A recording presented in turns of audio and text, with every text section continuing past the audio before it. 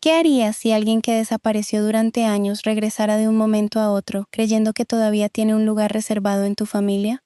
La historia de hoy habla de abandono, heridas que nunca se explicaron, una madre que tuvo que reconstruir su vida desde cero, y una niña que creció entendiendo el amor de una forma muy distinta a la sangre.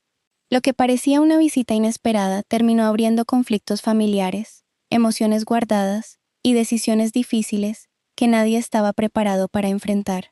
Este relato toca temas sensibles y situaciones controvertidas relacionadas con la familia, la paternidad y el abandono, pero ninguno de esos sucesos es mencionado de manera descriptiva ni gráfica.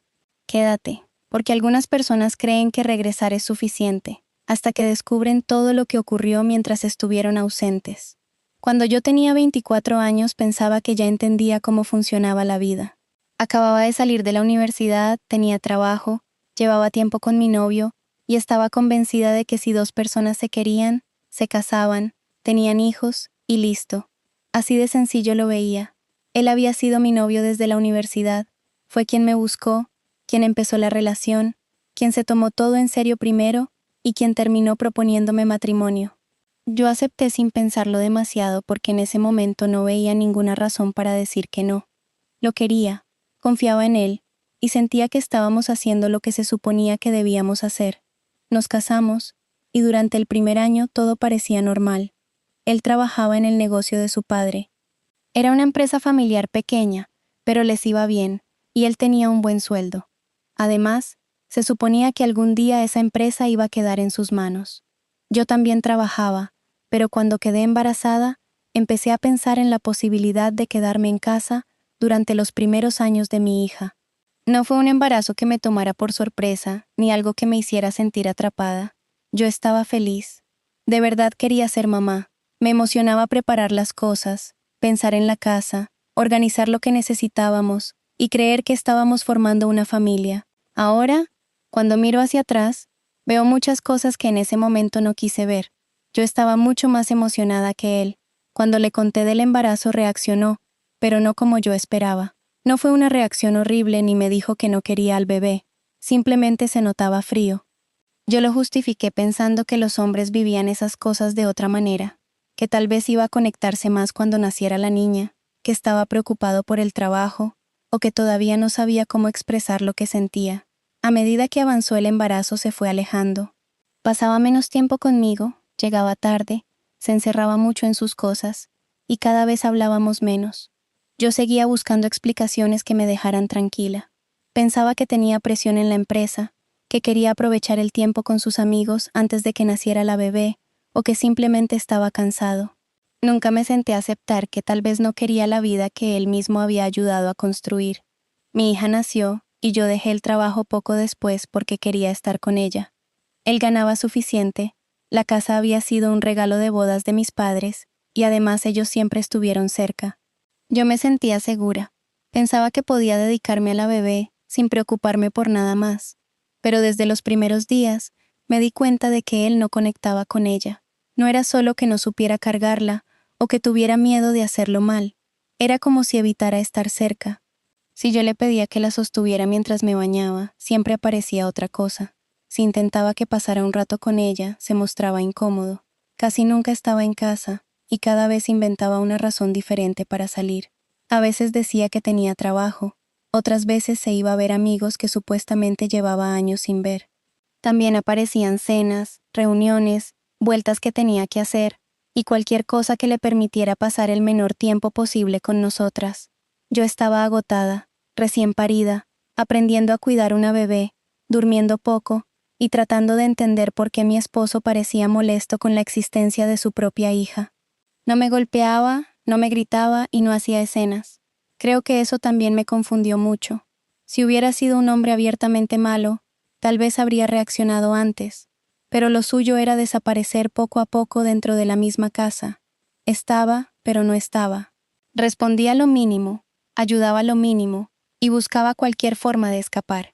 Yo todavía esperaba que en algún momento se acomodara, que entendiera que ya era papá, y que eso también podía ser algo bueno. Cuando mi hija tenía 3 meses, un viernes me dijo que debía hacer un viaje de trabajo y que regresaría el lunes. No era la primera vez que viajaba por algo relacionado con la empresa, así que no sospeché. Preparó sus cosas, salió y yo me quedé con la bebé. Ese fin de semana fue normal dentro de lo que ya se había vuelto nuestra normalidad. Yo casi no esperaba mensajes suyos porque últimamente tampoco escribía mucho. Solo quería que regresara el lunes, y que tal vez pudiéramos hablar. Llegó el lunes y no volvió. Al principio pensé que se había retrasado. Después pensé que había ocurrido algo. Lo llamé varias veces y no contestó. Le escribí y tampoco respondió. Pasaron las horas, y empecé a preocuparme de verdad. Llamé a sus padres, pero ellos tampoco me respondieron. Eso fue lo que más miedo me dio, porque imaginé un accidente o algún problema del que nadie quería hablarme. Busqué a algunos amigos suyos y ellos me dijeron que estaba bien. Incluso me contaron que había estado activo en redes sociales. Cuando intenté revisar sus cuentas, entendí que me había bloqueado. No podía ver nada. Ahí supe que no se trataba de una emergencia. Estaba vivo, estaba usando el teléfono y había decidido no hablar conmigo. Pasé casi una semana completa sin entender qué estaba pasando. Cuidaba a mi hija, trataba de dormir cuando podía y al mismo tiempo revisaba el teléfono todo el día. No sabía si se había ido con otra mujer, si había tenido algún problema con la empresa o si simplemente se había vuelto loco. Sus padres seguían sin responder y eso me hizo sentir que todos sabían algo menos yo. El viernes de la semana siguiente finalmente me contestó. No quiso verme ni hablar de frente. Solo me indicó que revisara su cajón de los calcetines. Fui al cuarto, abrí el cajón y encontré una nota. Esa fue su manera de terminar un matrimonio y abandonar a una bebé de 3 meses. No tuvo el valor de sentarse conmigo ni de mirarme a la cara. Me dejó preocupada durante días y después me mandó a buscar una carta escondida entre su ropa. En esa nota decía que lo sentía, pero que no podía continuar. Decía que nunca había querido ser padre tan joven, que no podía convertirse en el hombre de familia que yo esperaba y que sentía que se había lanzado demasiado rápido al matrimonio. También decía que quería otro tipo de vida y que esperaba que algún día yo pudiera perdonarlo. Leer eso me destruyó, pero también me dio mucha rabia. Él había sido quien propuso el matrimonio. Nadie lo había obligado. Él había sido quien habló de una vida juntos y quien tomó muchas de las decisiones que nos llevaron hasta ahí. Yo también era joven. Yo también tenía miedo. Yo también había dejado un trabajo y tenía una bebé de 3 meses. La diferencia era que yo no podía meter una carta en un cajón y desaparecer. Lloré mucho, pero no tuve tiempo para quedarme tirada. Tenía una hija que dependía completamente de mí. Tuve que empezar a resolver cosas casi de inmediato. Busqué un abogado, solicité el divorcio y pedí la custodia completa. El proceso no fue tan complicado porque él no quería discutir nada. Estaba dispuesto a dejarme la custodia porque no quería ejercer como padre.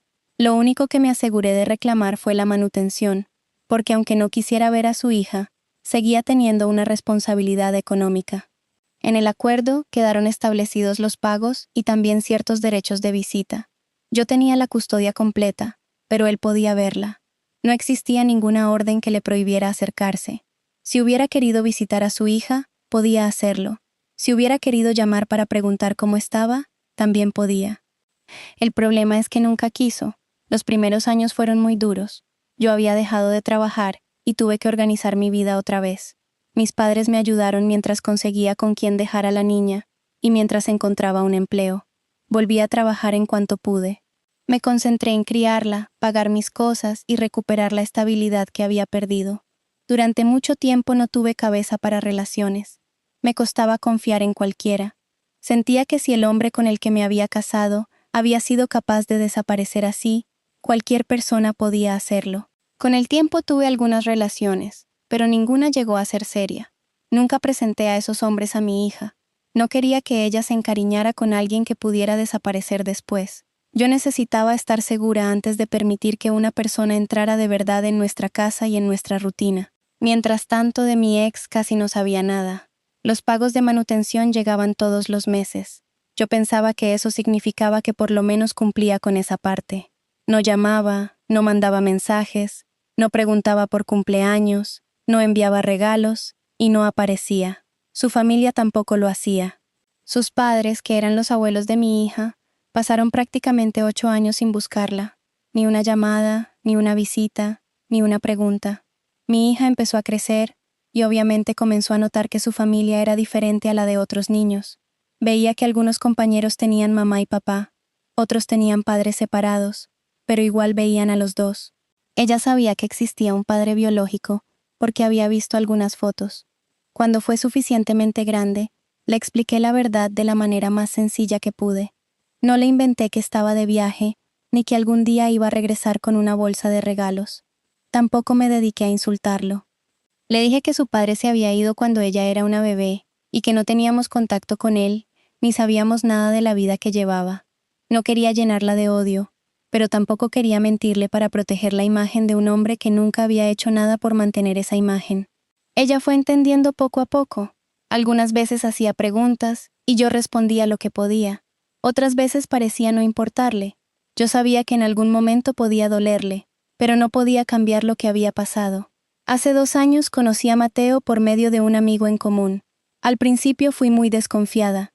Yo ya había construido una vida tranquila con mi hija, y no quería que nadie llegara a desordenarla. Mateo fue paciente. Nunca intentó acelerar las cosas ni se ofendió porque yo fuera cuidadosa. Con él me sentía segura, y eso para mí era algo raro después de lo que había vivido. A los 6 meses de estar juntos ya sabía que lo amaba, pero aún así esperé un poco más antes de presentarlo a mi hija. Llevábamos 8 meses cuando por fin lo hice. No preparé una escena especial ni traté de que pareciera una figura paterna desde el primer día. Simplemente le expliqué a mi hija que él era mi pareja. A ella le causó gracia esa expresión y empezó a llamarlo PM, por pareja de mamá. El apodo se quedó. Mateo también se reía y nunca intentó cambiarlo. Desde el comienzo se llevaron bien. No fue algo forzado. Él se interesaba por ella, la trataba con cariño y nunca actuaba como si tuviera derechos sobre su vida. Yo estaba pendiente de todo porque había leído y escuchado muchas historias de padrastros que no soportaban a los hijos de sus parejas o de niños que rechazaban por completo a la nueva persona. Con nosotros fue al revés. A veces hasta me daba una especie de celos buenos ver lo bien que se entendían. La conexión entre ellos se veía natural. Ella lo buscaba y él la trataba como si siempre hubiera formado parte de su vida. Después de aproximadamente 1 año de relación nos mudamos juntos. Eso también lo hicimos con calma. No quería que mi hija sintiera que alguien estaba invadiendo su casa. Pero ella estaba feliz. Se acostumbraron a vivir juntos y la relación entre ellos se hizo todavía más cercana. Hace 6 meses, Mateo y yo nos casamos. No fue una boda grande. Un día, decidimos que queríamos hacerlo y organizamos algo pequeño en el patio de la casa, con nuestras familias y algunos amigos cercanos. Firmamos los papeles y ya. No queríamos gastar una fortuna ni endeudarnos. Solo queríamos hacerlo oficial. En todo ese tiempo nunca le pedimos a mi hija que llamara papá a Mateo. Ni siquiera lo sugerimos. Mateo estaba dispuesto a aceptar ese lugar si algún día ella lo sentía, pero no quería imponérselo. Para nosotros PM estaba bien. Era un nombre que había nacido de ella y que representaba la relación que tenían. Todo siguió tranquilo hasta el cumpleaños número 8 de mi hija. Estábamos celebrando en la casa con nuestros familiares y amigos cercanos. Habíamos pedido comida y estábamos esperando al repartidor. Cuando sonó la puerta, yo fui a abrir pensando que era el pedido. Al abrir, vi a mi ex parado ahí. Por unos segundos mi cabeza no entendió lo que estaba viendo. Habían pasado casi 8 años desde que se había marchado. Yo seguía viviendo en la misma casa, porque había sido un regalo de mis padres cuando me casé, y me la quedé después del divorcio. Él sabía perfectamente dónde encontrarnos. Nunca fue un misterio. Si no había aparecido antes era porque no había querido. Mi hija estaba cerca, y al principio no lo reconoció. Era lógico. Tenía 3 meses cuando él se fue. Había visto fotos, pero una foto no es lo mismo que ver a una persona parada en la puerta durante tu fiesta. Él no llamó antes, no mandó un mensaje ni preguntó si era un buen momento. Simplemente llegó y se presentó como su padre. La situación fue muy incómoda desde el primer segundo. Él empezó a explicar que había venido para verla, que estaba arrepentido y que quería compensar todos los cumpleaños que había perdido. Dijo que tenía 8 regalos en el carro, uno por cada año. También dijo que durante los últimos años había pensado mucho en lo que hizo, que ya estaba listo para ser padre y que quería asumir ese lugar. Todo eso lo dijo delante de mi hija. No tuvo la delicadeza de hablar primero conmigo. No pensó en lo que podía causar presentándose así. Hizo una emboscada emocional. Después de tantos años sin verla, Esperaba que ella lo recibiera como si hubiera estado esperando ese momento toda su vida. Yo le dije que no podía entrar de esa manera y que era demasiado tarde para actuar como si no hubiera pasado nada. También le expliqué que yo estaba casada y que nuestra vida había cambiado. Él respondió de una forma bastante arrogante, dejando claro que no había regresado por mí y que no quería reconquistarme. Según él, solo estaba ahí por su hija. Esa respuesta me dio más rabia, porque yo nunca había pensado que venía por mí. Lo que me preocupaba era mi hija. Él seguía hablando de su pobre niña, como si ella hubiera estado abandonada en una esquina durante 8 años. Yo fui quien se quedó. Yo la crié, trabajé y estuve presente durante todos esos años. Ella no había estado sola. Mi hija empezó a llorar. Dijo que no quería irse con él y que no quería tenerlo en su vida. También dejó claro que ya tenía un padre y que no necesitaba otro. Él insistió con los regalos. Pensó que cuando los viera iba a cambiar de opinión. Para él, 8 cajas podían tapar 8 años de ausencia. En ese momento Mateo se acercó porque había escuchado todo. Mis padres también llegaron a la puerta. Mi hija vio a Mateo, corrió hacia él y lo abrazó con fuerza. Ahí ocurrió algo que ninguno de nosotros había planeado. Por primera vez lo llamó papá. Lo hizo sin que nadie se lo pidiera, y delante de su padre biológico. Después le pidió que sacara a ese hombre de su fiesta. Fue una escena muy fuerte. Yo veía a mi hija llorando y aferrada a Mateo mientras mi ex seguía parado en la puerta. Mi padre, que siempre lo había odiado por habernos abandonado, le dejó claro que tenía que irse.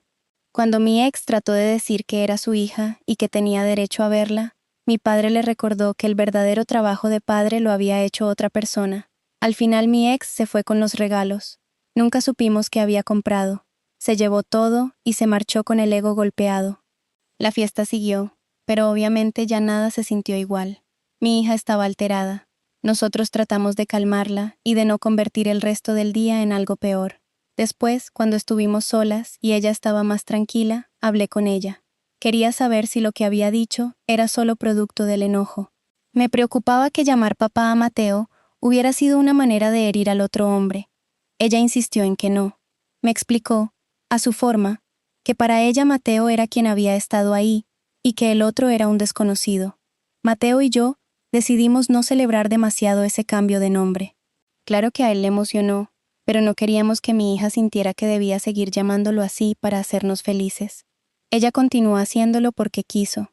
El nombre PM empezó a desaparecer y papá empezó a salirle con naturalidad. Yo pensé que después de ese rechazo, mi ex se alejaría otra vez. Me equivoqué. A los pocos días empezó a escribirme. Sus padres también comenzaron a llamar y a enviar mensajes. Lo más absurdo era que durante 8 años, ninguno de ellos se había preocupado por la niña. Ahora hablaban como si yo fuera una mujer rencorosa que estaba impidiendo una hermosa reunión familiar. Según ellos, él ya estaba listo para ser padre y merecía una oportunidad. Repetían que había enviado manutención todos los meses y que legalmente todavía tenía derecho a verla. También decían que si yo permitía el contacto, con el tiempo podrían crear un vínculo, y todo sería como si nunca se hubiera ido. Esa idea me parecía ridícula. Nada podía hacer que fuera como si nunca se hubiera ido. Mi hija ya tenía 8 años. Había crecido, había formado su manera de entender a su familia, y había vivido todos sus cumpleaños sin él.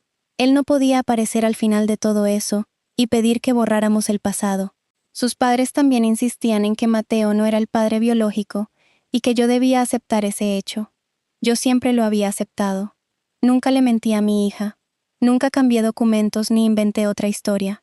Pero una cosa es ser padre biológico y otra muy distinta es comportarse como padre.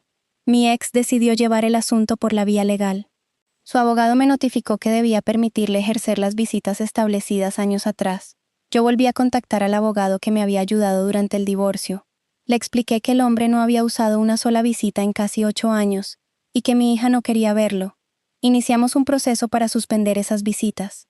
También llevamos a mi hija a terapia. No quería que un juez tuviera que escucharla directamente si podía evitarlo. Ya había pasado por suficiente. La terapeuta empezó a trabajar con ella para entender cómo se sentía, qué significaba Mateo en su vida y qué había causado la aparición repentina del padre biológico. Mientras los abogados se ocupaban de la parte legal, los padres de mi ex empezaron a contarme cosas que yo no sabía. Al principio seguían defendiendo a su hijo, pero durante una llamada dejaron escapar información sobre su vida en esos años. Poco a poco entendí que su regreso no era tan limpio como él quería hacerlo parecer. Después de abandonarnos, renunció al negocio de su padre. Tenía un puesto estable, ganaba bien, y algún día podía heredar la empresa, pero lo dejó porque quería sentirse libre. Empezó a trabajar con un amigo en algo que apenas le permitía pagar sus gastos y continuar saliendo. Se comportó como alguien mucho más joven, como si el matrimonio y la paternidad hubieran sido una cárcel de la que por fin había escapado. En ese tiempo dejó embarazada a una joven de 21 años, cuando él ya tenía alrededor de 30. En lugar de asumir lo que había hecho, la presionó para que interrumpiera el embarazo. Después se casó con otra mujer que también vivía de fiesta. Ese matrimonio terminó porque ella le fue infiel. Luego de ese divorcio, mi ex se dio cuenta de que su vida no iba a ninguna parte y quiso regresar a la empresa familiar. Sus padres no estaban dispuestos a recibirlo como si nada. Le pusieron como condición que demostrara estabilidad y que dejara de vivir de manera desordenada. Ahí empezó a tener sentido su regreso repentino a la vida de mi hija. Ser un padre presente podía servirle para mostrar que había cambiado. Podía presentarse ante sus padres como un hombre responsable, recuperar su lugar en la empresa y volver a acercarse al negocio que algún día esperaba recibir. Eso no significaba necesariamente que no sintiera ningún arrepentimiento, pero sí mostraba que había un interés muy grande detrás de su insistencia. La revelación más fuerte fue la de la manutención. Durante todos esos años yo había recibido depósitos mensuales y había pensado que venían de él. Resultó que sus padres eran quienes ponían el dinero.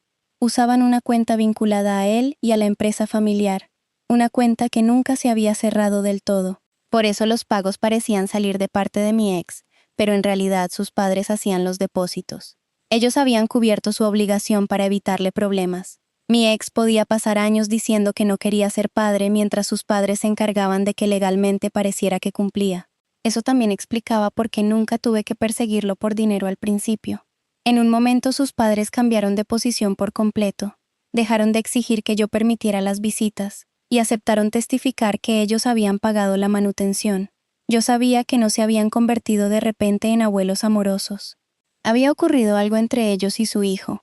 Después me enteré de que mi ex no solo quería volver a trabajar en la empresa, quería que su padre se la transfiriera. Sentía que le correspondía recibirla completa y estaba presionando a sus padres. Incluso los había amenazado con crear una empresa competidora y con causarles problemas si no aceptaban.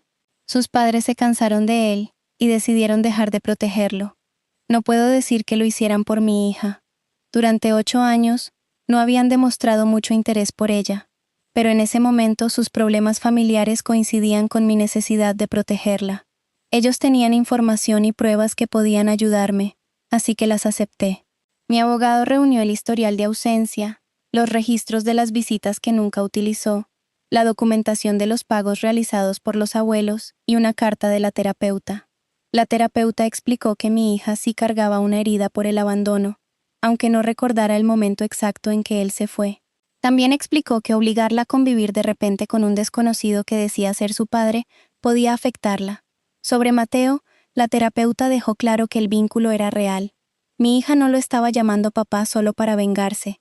Ella ya lo veía así desde antes, pero había tenido una especie de freno para decirlo. La aparición del padre biológico y el estrés de aquel cumpleaños hicieron que esa barrera se rompiera. El juez decidió que mi ex no tendría visitas en ese momento. Después de casi 8 años sin aparecer, no podía exigir una relación inmediata. Tendría que esperar a que mi hija fuera mayor y pudiera decidir por sí misma si quería conocerlo. Para nosotros fue un alivio enorme. Yo no quería borrar para siempre la posibilidad de que algún día ella cambiara de opinión, pero tampoco iba a obligarla a pasar tiempo con alguien que la había rechazado toda su vida. La parte económica se complicó. Como los pagos habían sido realizados por sus padres, el tribunal consideró que eran aportes de ellos, y no pagos hechos personalmente por mi ex. Se determinó que él debía empezar a pagar de su propio dinero, y también responder por los atrasos que legalmente seguían a su nombre. Algunas personas podrían pensar que era injusto porque yo ya había recibido dinero durante esos años, pero yo no había hecho ningún acuerdo con sus padres. Ellos pagaron voluntariamente para cubrir a su hijo. Yo no sabía la verdad y había usado ese dinero para criar a mi hija. Tampoco tenía una cuenta llena con 8 años de pagos para devolverles. La decisión se tomó en el proceso legal y se estableció un plan para que él asumiera su deuda. Cuando mi ex entendió cuánto tendría que pagar, hizo algo que mostró muy bien qué clase de padre quería ser. Pidió una prueba de ADN. Dijo que sospechaba que yo le había sido infiel y que Mateo podía ser el verdadero padre. La acusación no tenía sentido, porque yo había conocido a Mateo solo 2 años antes, y mi hija ya tenía 8. Mateo ni siquiera vivía en la misma ciudad cuando ella fue concebida. Supongo que mi ex esperaba que la prueba mostrara que la niña no era suya, y así librarse de todo. Tal vez pensó que yo había estado con otro hombre, y que Mateo solo estaba ocupando ese lugar, pero la prueba confirmó que él era el padre biológico. Así que no solo tuvo que seguir con el proceso, sino pagar más abogados por una maniobra absurda. Eso fue lo que más me confirmó que su regreso no había nacido de una decisión madura. Llegó al cumpleaños hablando de recuperar a su hija, pero cuando la responsabilidad económica se volvió seria, lo primero que hizo fue tratar de demostrar que no era suya. Quería el título de padre cuando podía usarlo para mostrar que había cambiado. Cuando ese título venía acompañado de una deuda, ya no le interesaba tanto. Finalmente se fijó un plan de pagos. Él debía cubrir la manutención corriente y una parte de la deuda atrasada. Yo sabía que no iba a ser fácil cobrarle. Sus padres ya no querían seguir pagando por él, y tampoco lo habían dejado volver a controlar la empresa familiar. Poco después, cumplió la amenaza que les había hecho. Creó una empresa competidora, usando algunas ideas que había aprendido cuando trabajaba con su padre.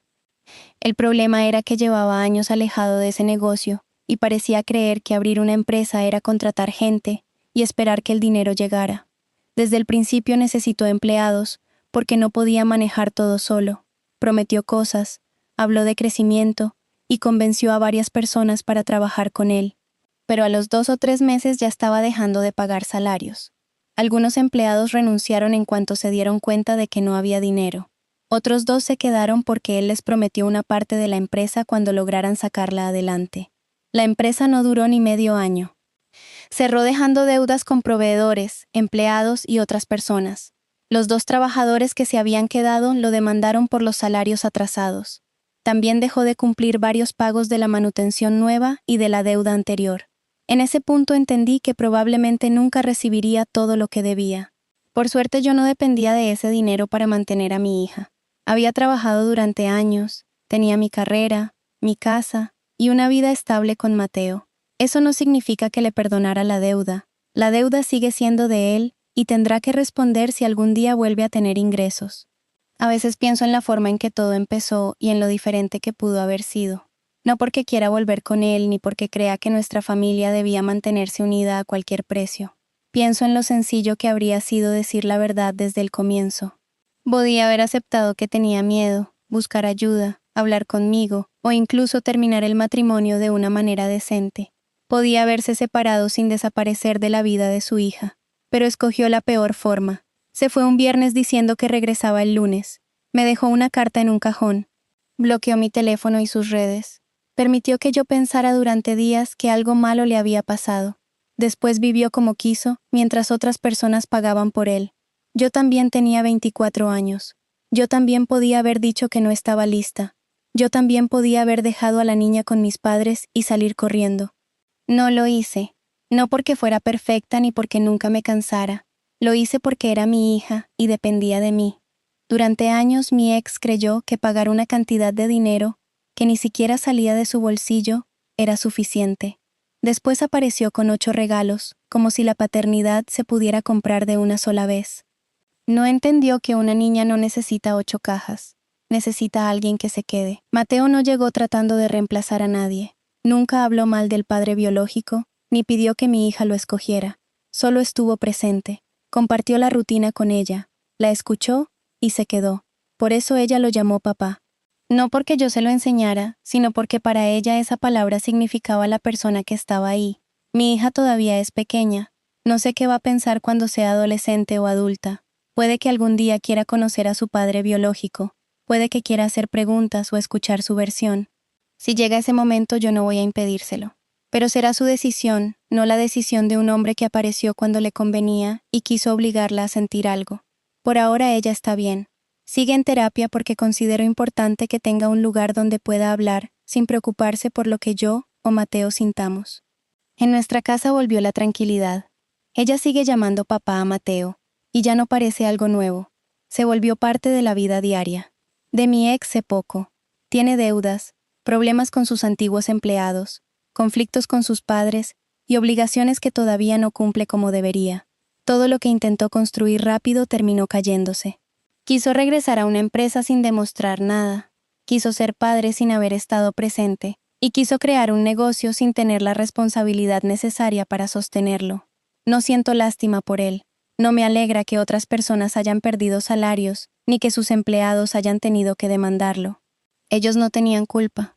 Pero en cuanto a él, creo que finalmente está enfrentando una parte de las consecuencias que evitó durante años. Yo no considero que haber protegido a mi hija sea venganza. Tampoco considero que exigir que pague lo que le corresponde sea crueldad. Él tomó decisiones siendo adulto. Se fue porque quería otra vida. La tuvo. Nadie se la impidió. Lo que no puede hacer es regresar después y exigir que todos actuemos como si el tiempo se hubiera quedado quieto. El tiempo no se quedó quieto. Mi hija creció. Yo volví a trabajar. Aprendí a confiar otra vez. Conocí a Mateo. Formamos una familia. Hubo cumpleaños, días buenos y días malos. Todo eso pasó mientras él estaba lejos, por decisión propia. La noche del cumpleaños, después de que todos se fueron y mi hija se durmió, me quedé pensando en lo extraño que había sido escucharla llamar papá a Mateo, por primera vez justo en ese momento. Durante meses no había querido hacerlo. Tal vez sentía que la palabra pertenecía a alguien que no conocía. Tal vez pensaba que usarla con Mateo era borrar al otro. Yo nunca se lo pregunté de esa manera porque no quería poner ideas en su cabeza. Cuando su padre apareció, ella entendió que la biología no era suficiente para llenar ese lugar. Vio a un desconocido hablando de derechos, regalos y oportunidades. Después miró a la persona que había estado compartiendo su vida con ella. La respuesta le salió sola. Esa fue la parte que más le dolió a mi ex. No creo que fueran las palabras de mi padre, ni que yo le negara la entrada. Lo que realmente lo golpeó fue ver que alguien más había ocupado un espacio que él dejó vacío. Pero ese espacio no fue robado. Él lo abandonó. Yo no le conseguí un reemplazo a mi hija. No salí a buscar un hombre para ponerlo en el lugar de su padre. Conocí a una persona buena, construimos una relación y él se ganó el cariño de ella con el tiempo. Fue mi hija quien decidió cómo verlo. Mi ex todavía es su padre biológico y eso no va a cambiar. La prueba de ADN lo confirmó, aunque la historia ya lo había confirmado desde el principio. También seguirá siendo el hombre que se fue cuando ella tenía 3 meses, que no llamó durante casi 8 años, y que regresó sin avisar durante un cumpleaños creyendo que todo podía arreglarse en una tarde. También aprendí que cumplir con una transferencia no convierte a nadie en padre. Durante años yo pensé que por lo menos él estaba enviando el dinero. No lo admiraba por eso, porque era su obligación, pero creía que había una parte mínima de responsabilidad.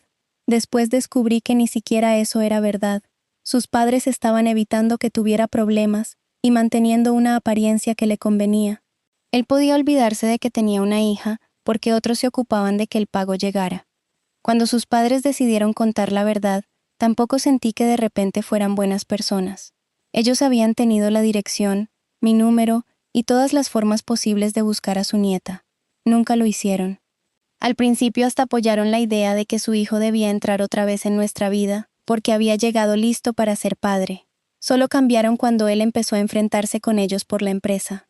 Yo entendí perfectamente que me estaban ayudando por sus propios motivos. Aún así, la información era cierta, y servía para proteger a mi hija.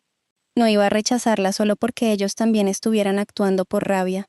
Lo que más me molestaba de todos ellos era la facilidad con la que hablaban de darle una oportunidad, como si la oportunidad fuera algo que yo tuviera guardado y pudiera entregar cuando quisiera. Mi ex tuvo miles de oportunidades. Tuvo todos los días de esos casi 8 años. Sabía dónde vivíamos. Sabía la fecha de nacimiento de su hija. Tenía mi número y podía conseguirlo otra vez si lo había borrado. También tenía abogados, padres con dinero y amigos en común. No estaba perdido en otro país, ni encerrado sin poder comunicarse. Simplemente escogió no hacerlo. También decían que mi hija necesitaba una relación real con su padre. Para ellos lo real era la sangre. Para mí lo real era lo que ocurría todos los días. Real era que Mateo estuviera presente, que compartiera la vida diaria con ella, que la escuchara y que se interesara por lo que hacía. El otro hombre conocía su fecha de cumpleaños y creyó que con eso bastaba para presentarse con regalos. No sé si algún día mi ex entenderá la diferencia. Por lo que pasó con su empresa, parece que sigue creyendo que querer algo es lo mismo que merecerlo. Quería la empresa de sus padres porque había trabajado allí años antes. Quería que mi hija lo aceptara porque era su padre biológico. Quería empleados comprometidos aunque no pudiera pagarles. En todos los casos esperaba recibir confianza antes de demostrar que podía sostenerla. Yo ya no vivo pendiente de lo que haga. Al principio revisaba cada mensaje con miedo de que apareciera otra demanda o intentara forzar el contacto de otra manera. Después del fallo legal pude respirar un poco. Seguimos atentos porque no somos ingenuos, pero no permitimos que él se convierta otra vez en el centro de nuestra vida. Durante mucho tiempo ya había ocupado demasiado espacio sin estar presente. Yo soy la mujer que se quedó. No siempre lo hice bien. Cometí errores, tuve miedo, dudé, y muchas veces sentí que no podía más. Pero estuve. Mateo es el hombre que llegó después, y también decidió quedarse. Para mi hija, eso fue suficiente para entender quién era su papá.